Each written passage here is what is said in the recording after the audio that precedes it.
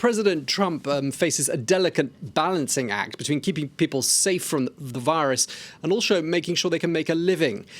He's eager to restart the economy, from what we can gather. Do you think we're looking at the end of restrictions anytime soon?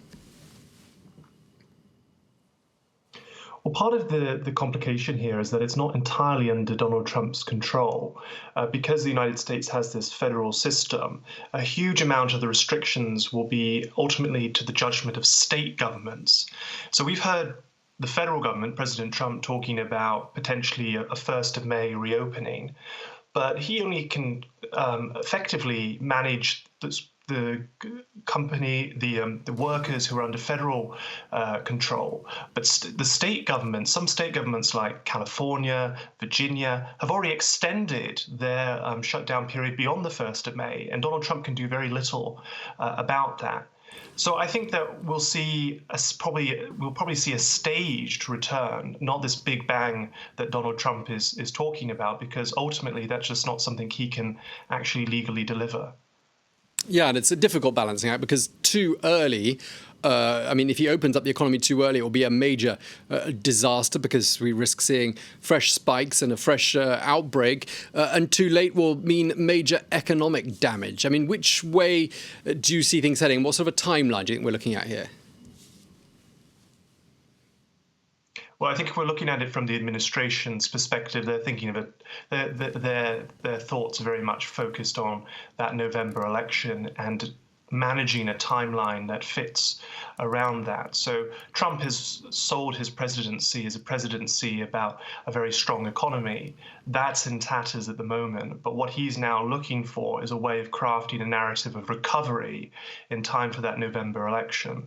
So things like, for example, the Q3 growth rate, which comes out in October, right before the presidential election. Trump wants to be able to demonstrate that the economy is on rebound at that point. So I think that, what that means in terms of thinking and understanding the Trump administration's calculations on this is it doesn't mean that they feel they need to take action right now, but they're also keen to make sure that they are not going to have the economy in the same kind of lockdown state, 6 months from now. They want to see an increase in economic activity, certainly by the autumn and probably late summer. Yeah, and even if they get it wrong by a week or one way or the other, that could have a major impact, couldn't it, on the November election.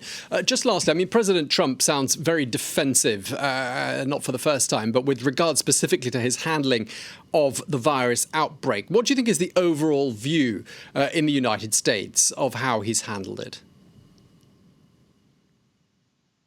If you look at the approval ratings, there was a brief period where there seemed to be a sort of a partial kind of bipartisan support for the president, a kind of people talk about a rally around the flag effect, which is very common in crises for even a divided country to come together.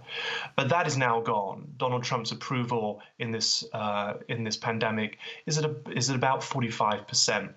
And so effectively what that means is that although he's underwater in net approval, it's only just. He's effectively held on to his core supporters, but he's pretty much lost everyone else. That may be enough for him. That may be enough for him to get re-election, but it's a very fine needle to thread.